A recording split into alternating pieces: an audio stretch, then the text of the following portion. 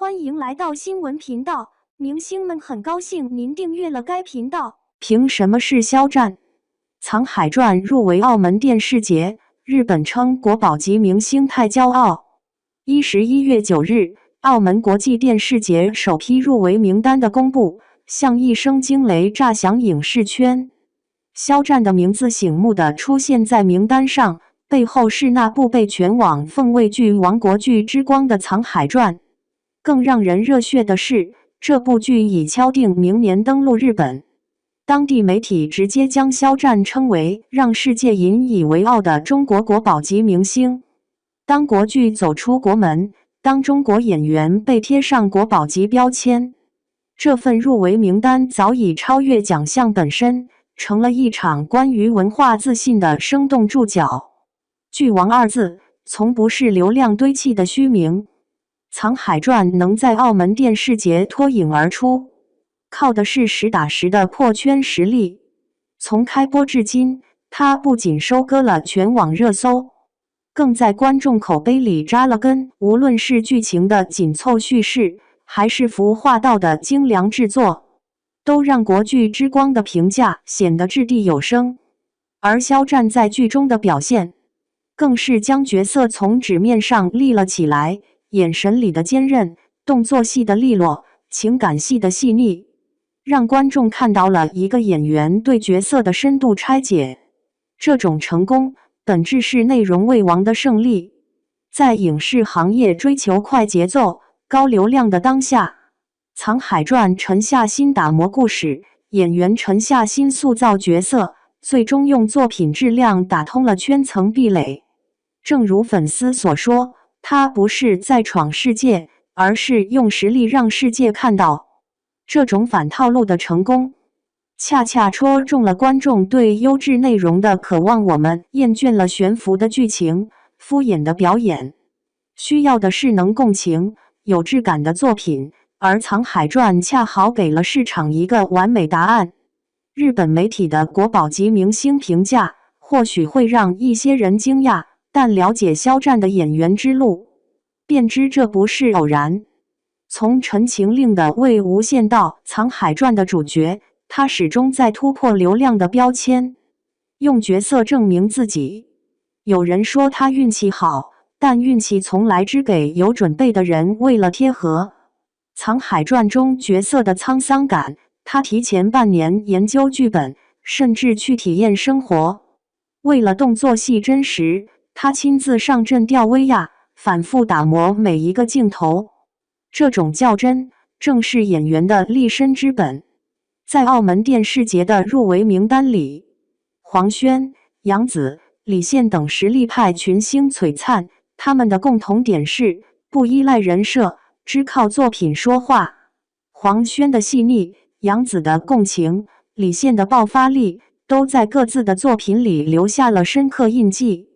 肖战能与他们并肩，靠的不是粉丝的控评，而是角色的说服力。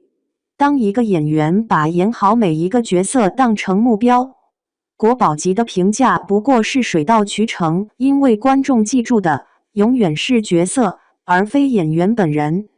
有人用厮杀形容这次澳门电视节的入围名单，似乎明星之间是竞争关系。但换个角度看，这更像是一场行业的良性共振。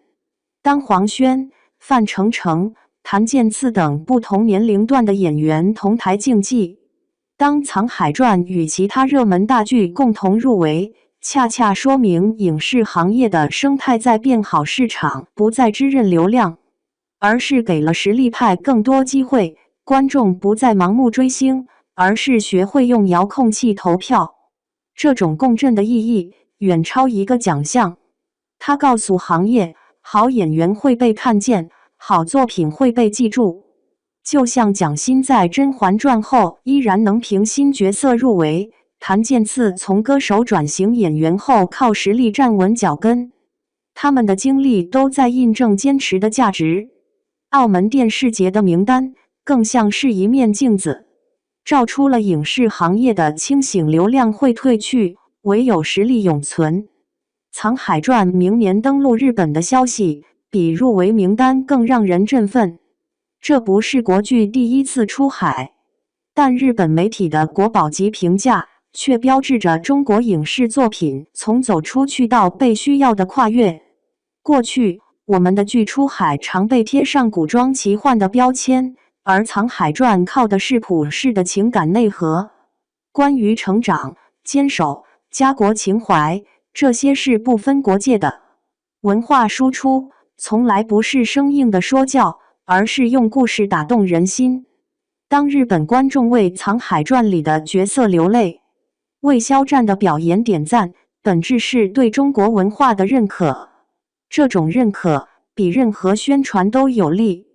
就像韩国的韩剧、美国的好莱坞大片，靠的不是口号，而是作品本身的感染力。《藏海传》的出海，让我们看到国剧不必迎合西方审美，只要讲好中国故事，就能在世界舞台上发光。面对入围和国宝级的评价，最该警惕的是飘。肖战在采访里说过，角色是演员的根，这句话值得所有艺人共勉。荣誉是对过去的肯定，更是对未来的鞭策。黄轩曾说，每个角色都是新的开始。杨紫在获奖时强调，永远对表演保持敬畏。这些清醒的态度，才是艺人走得远的关键。影视行业从不缺昙花一现的爆款，缺的是能持续输出优质作品的常青树。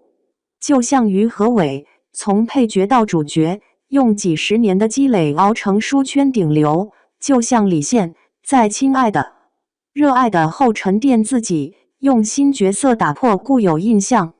他们的经历都在说，演员的价值不在奖项数量，而在对行业的贡献。是否用作品丰富了观众的精神世界？是否用角色传递了正向价值观？澳门国际电视节的入围名单更像是一个信号，中国影视行业正在迎来最好的时代。这个时代里，剧王靠实力说话，演员靠角色立身，国剧靠故事出海。肖战和《藏海传》的入围不是终点，而是起点。它告诉我们，当国剧有了走出去的底气，当演员有了沉下来的耐心，未来会有更多国宝级作品和艺人，让世界看到中国影视的力量。